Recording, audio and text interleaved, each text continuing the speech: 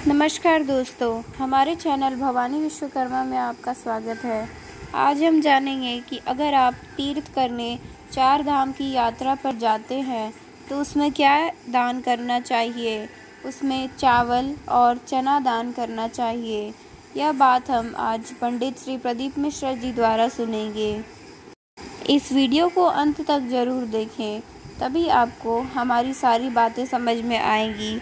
और अगर आपको हमारा चैनल अच्छा लगे तो हमारे चैनल को सब्सक्राइब करना ना भूलें। तो आइए जानते हैं कि 4 धाम की यात्रा में क्या दान करना जरूरी होता है। स्कंद पुराण में तीर्थों का जो वर्णन किया गया है, स्कंद पुराण के अंदर एक एक तीर्थ का अलग अलग वर्णन स्कंद पुराण के अंतर्गत किया गया। महाराज,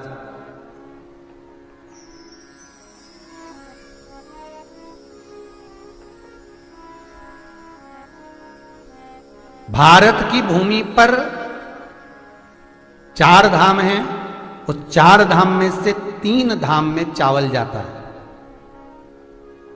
महाराज, बस चावल के साथ में एक एक वस्तु चेंज हो जाती है। बद्रीनाथ में चावल जाता है। बद्री विशाल में भगवान को जो भोग लगता है वो केसरिया भात का लगता है। महाराज, आप जब कभी बद्रीनाथ दर्शन करने जाएं तो बद्रीनाथ में 2 चीजें जरूर लेकर जाएं। एक श्वेत पोटली, सफेद पोटली में चावल, और दूसरी घर से जाएं तो थोड़ी सी 7 मुट्ठी चने की दाल। बद्री विशाल में 2 चीजें जा रही है। चावल तो 4 धाम में से 3 धाम में चावल जाता है। तो पहला बद्री विशाल में अगर आप कुछ लेकर जा रहे हैं तो अपने घर से भगवान के लिए अगर कुछ लेकर जा रहे हैं तो तंदूर लेकर जाएं, चावल, साथ में चने की दाल। दूसरा, द्वारका। द्वारका में भी द्वारका और भेंट द्वारका। द्वारकापुरी में जब चावल लेकर जाएं तो द्वारकापुरी में चावल के साथ में महाराज मुद्रा जाती है। मुद्रा मतलब कोई भी एक सिक्का डाल लो, रुपया 1 डाल लो, 2 रुपया डाल लो, पर नोट नहीं डलेगा, केवल कॉइन, सिक्का।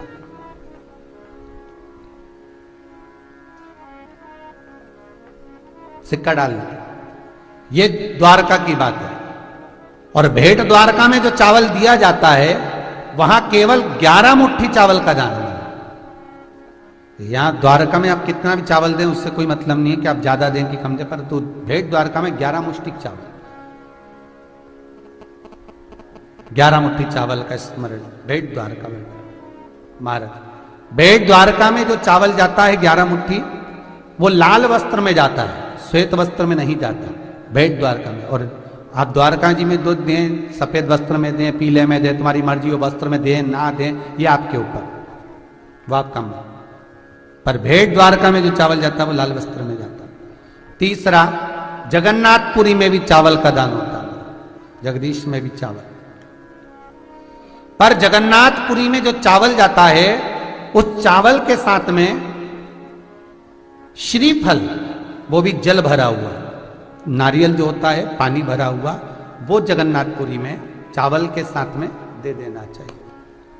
अब 3 जगह का भाव समझ लीजिए, फिर 4थी जगह पहुंचे। बद्रीनाथ में जो तुमने चावल दिया वो क्यों दिया? महाराज, भगवान शंकर ने काल भैरव को बुलाकर ब्रह्मा जी का सिर कटवाया था। वो ब्रह्मा जी का सिर भगवान शंकर के हाथ में जाकर चिपक गया। जब ब्रह्मा का सिर भगवान शंकर के हाथ में जाकर चिपका, तब भगवान शंकर ने उसी समय पर चंद्रदेव आदि कादिक देवताओं से पूछा, ये हस्त के निकले कैसे?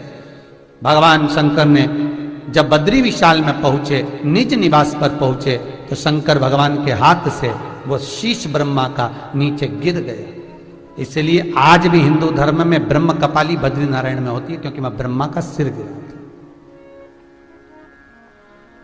भगवान शंकर ने उसी समय पर ब्रह्मा जी को वर प्रदान करा, हे ब्रह्मदेव, आपका शीश इस बद्रीश में गिरा है, यहां पर ब्रह्म कपाली का भाव रहेगा। कोई अपने पूर्वजों के लिए 7 पीढ़ी, 11 पीढ़ी, 21 पीढ़ी में भी अगर यहां ब्रह्म कपाली नहीं कर गया, अगर एक अक्षत का दाना भी, चावल का एक दाना भी अगर बद्रीश के मंदिर में पहुंचेगा, अलकनंदा को पार कर कोई बद्रीश को जाएगा। इसलिए आज भी बद्रीनारायण अलकनंदा के पार है। बनाने को बद्रीनाथ का मंदिर इधर हो जाता, पर अलकनंदा के पार क्यों? क्योंकि अलकनंदा को पार कर जो बद्रीश पर चावल का भाग दान करता है महाराज, तो जैसे अलकनंदा हम पार होते हैं चावल लेकर, वैसी हमारी कई पीढ़ियां बिना पिंड के पार हो जाती हैं। कई पीढ़ियां बिना पिंड के। बद्रीश का भाव, द्वारकाधीश का भाव शास्त्र वर्णन करता है। चावल का जो भाव का गया, और बद्रीनाथ में जो अपन ने चने की दाल चढ़ाई है वो शंकर के भाव से चढ़ाई, क्योंकि ये बद्रीनाथ की जो भूमि है ये शिव की भूमि है। आपको पहले भी कथा में कहा, शिव पुराण में, ये शंकर का घर था। लक्ष्मी जी को पसंद आ गया था इसलिए दे दिया गया। तो चने की दाल हम शंकर के भाव से समर्पित करते हैं अपनी मनोकामना पूर्ण करने के। चौथा स्थान, ये 3 स्थान पर चावल का दान है, और चौथा स्थान है रामेश्वरम, जहां जल का दान होता है। महाराज, गंगा जल लेकर जाओ, भले एक डब्बी में लेकर जाओ, थोड़ा सा लेकर जाओ, पर रामेश्वरम में जल का दान कर करो। महाराज, ये तीर्थ ऐसे हैं जहां दान की महत्वता की सिद्धता प्राप्त हो। और एक बात अपनी जिंदगी में हमेशा उतार कर रखो, कभी कोई नदी के घाट पर कोई तीर्थ बसाओ, यमुना जी के घाट पर मथुरा, सरयू जी के घाट पर अयोध्या, हरिद्वार, जो घाट पर तीर्थ बसा हो, वहां पर दीप का दान अवश्य करें। बिना दीप के दान के कभी मत आने, भले कार्तिक हो ना हो, कोई सा तो महीना होगा। हमारे हिंदू धर्म में जो सारे महीने बनाए गए भगवान शंकर ने बनाए, सभी श्रेष्ठ हैं, तो वहां दीप का दान जरूर करना चाहिए। कोई दान करो ना करो, पर दीप दान जरूर करो उस नदी के दान।